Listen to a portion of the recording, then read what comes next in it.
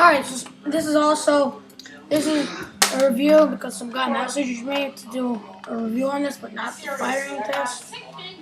And it's also going to be a quick update.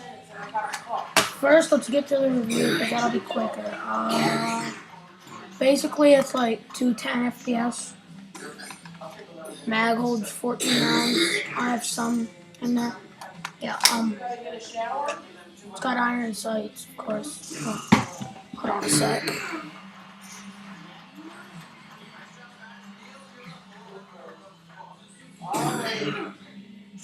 Okay, so you get the idea. These things right here, it's fake. Doesn't hold the slide back. And there's safeties on two sides, right here and here. They also don't work.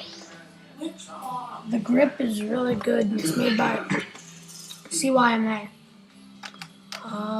I have only one attachment right now.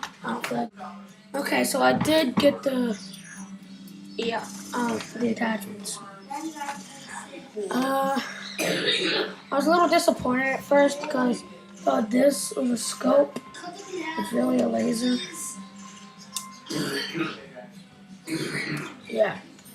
But now I'm not because it works pretty good. I could shine it. Okay, hold on. There is a little bit of problems with it. I could easily shine it. That picture back here.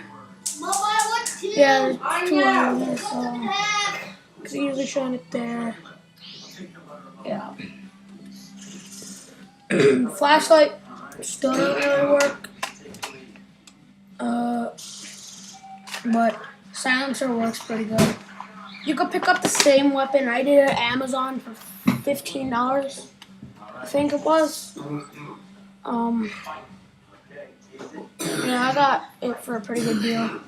It says 185 FPS, but it really shoots around 250.